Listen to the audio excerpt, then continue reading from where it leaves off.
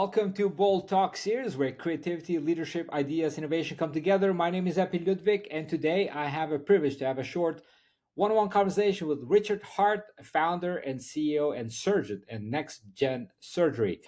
Richard, great seeing you, and welcome to our Bold Talks special edition for top finalists at Bold Awards 6th edition.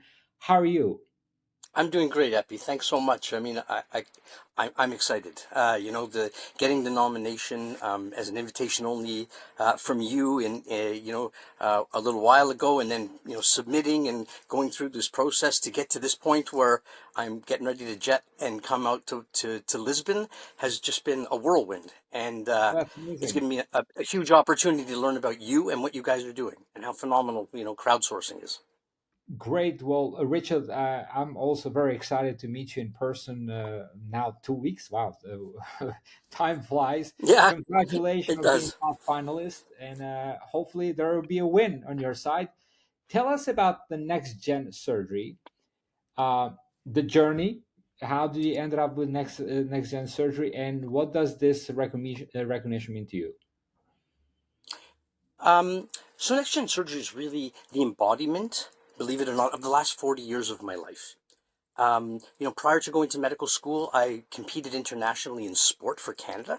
I wrestled, and it was during that time that we really learned how to gain control of mind-body experiences normally outside of conscious awareness, using neurotechnology, brain-computer interfaces, and biofeedback. So really getting a picture of what an individual actually looks like, right? So I did it in sport.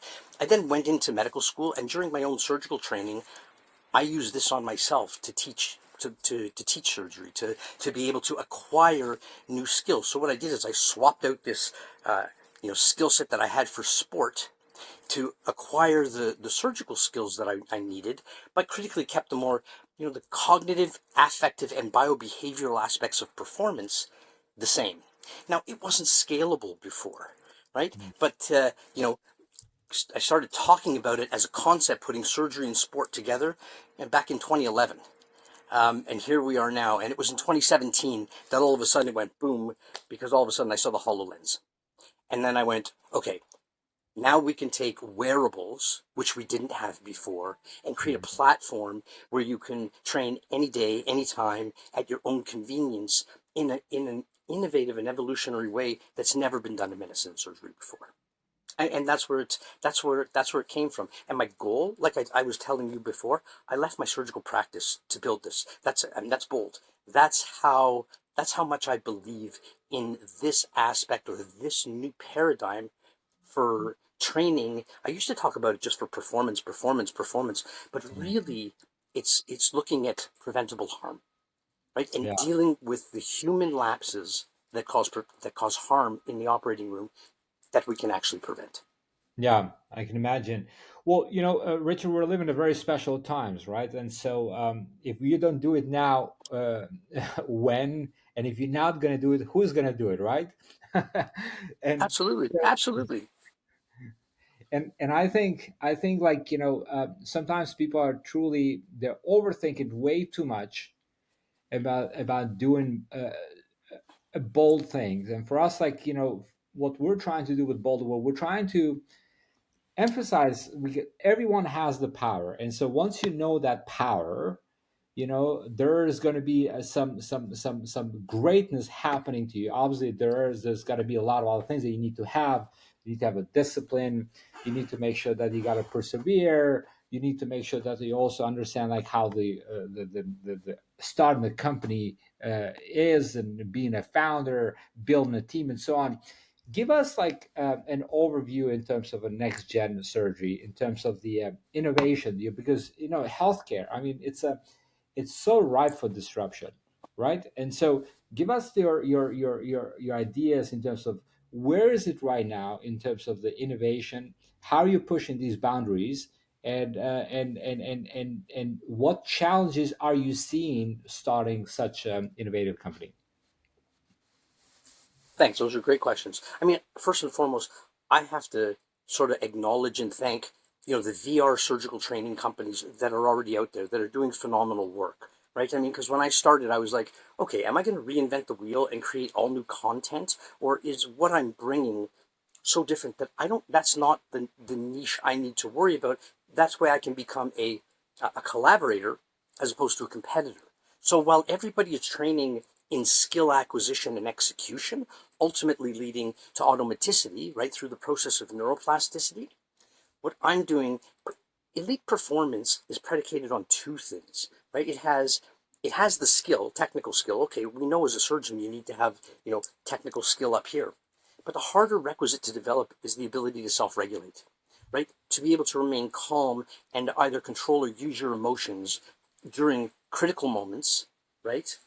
To control the human factors. So what I'm doing that's completely different that no one's done before is we're using neurotechnology, brain-computer interface, and then robotic haptic feedback to actually be able to train and hit four things, right? I mean, uh, the key is a neurocognitive approach to experiential dependent neuroplasticity, so that can transfer from environment to environment or situation to situation. The second is embodiment and exactitude, right? Because in surgery, we need to be millimeter perfect. And as a surgeon, I mean, for me, I know where we falter and where we do really well. And it's the entire stress response that we've never actually trained in an objective way. And then by bringing in robotic haptic feedback, right? Minute proprioceptive changes in the finger that take 20 years to be able to acquire, we can now train in a bidirectional way the mind and body, right, to be able to work synergistically and get into a zone of optimum performance. So, within an XR environment, you don't have to be in an XR environment. It can be in any ecosystem, any part of the simulation ecosystem. Why is this important? It's important because our medical models have changed for the first time in 100 years. Right? Training has changed for the first time in, well, just over 120 years. So the modern residency program by Halstead is 125 years old. Time for a change. We've moved into this competence by design model. It's created challenges because we don't have enough time in the operating room to master the skill set, which isn't part of our normal repertoire of movements. So you got someone like Fundamental VR, Precision OS, Fundamental is going to Yeah. be there. I mean, they do a phenomenal job with that, right? And so all of a sudden you can bring this in and add this on top of it, and all of a sudden you're bringing it to a completely new level. Right? Yeah. So then you can truly pre-experience anything before you go into the operating room using objective data. I mean, lots of people think they're using objective data, but it's really subjective because it's based on self-perception and self-reporting. And when we use that, that's often quite discordant to what we find in the mind and body. Now, it's been hard. I mean, I didn't go to business school. I'm a surgeon. I'm an athlete. And I was sort of chasing my tail for quite some time until I finally was able to put together a good team. Once I was able to pivot and talk about preventable harm as opposed to elite performance. We've taken some hits though in the last couple of months, and that team's sort of gotten a little bit decimated. So I mean, the biggest challenge has been bringing the right people to the table to work collaboratively, so that we can grow together. Whereas I'm not just going, you need to do this, you need to do that, you need to do Yeah. this as a surgeon. Well, that's there's always an issue with the with teams, because I mean, if you look at, for example, look at the whole world, right? Most of the world are doing just they're just doing the assignment, but they're not aligned.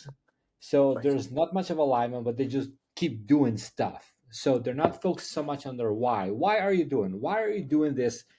Uh, uh, this startup? Why are you doing this work? Right? And so Yep. alignment is more important than assignment, right?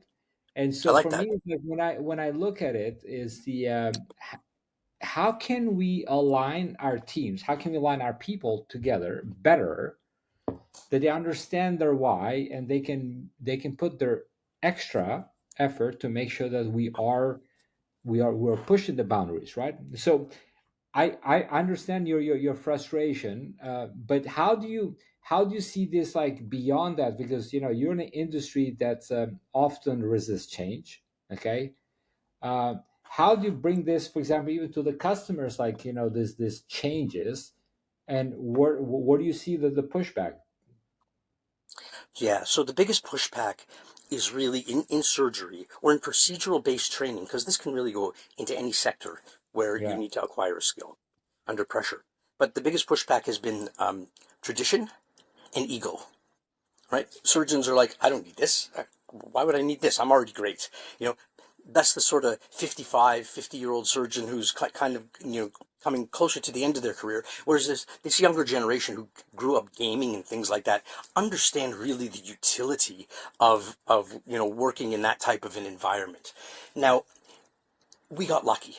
I mean, the pandemic was awful, but what the pandemic did is it pushed digital technologies or digital solutions ahead by at least 5 years, Mm. especially in healthcare, which is slow to change, right? I mean, it's like moving a massive boat, and all of a sudden they had to become nimble quickly to be able to give these digital options so that patient flow could still happen.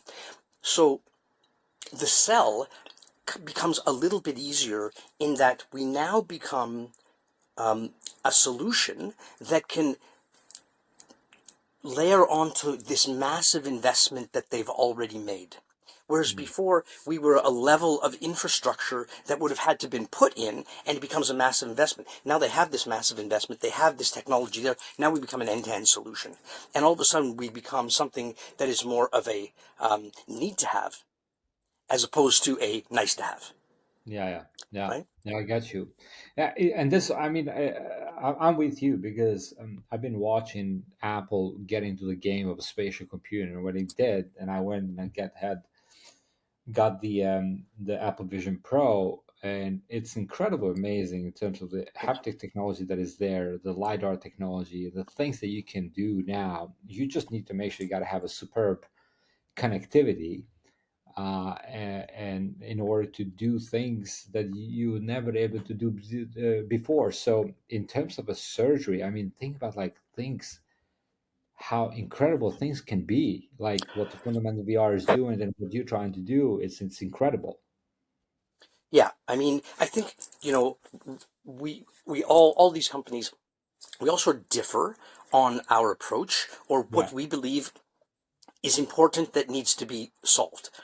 I'm coming at it with 25 years experience as a clinical educator and an academic surgeon teaching. I know where we really fall short in the operating room. And, I'm targeting, it's not niche, but it's an area that it's the sort of, you have to have been there to know it, right? I Yeah. mean, I know some of the other companies, they talk about competence at scale, right? And I believe in that. But I don't like the term competence. Just to me as a surgeon irks me, right? I want to be excellent. So our motto is from competence to excellence.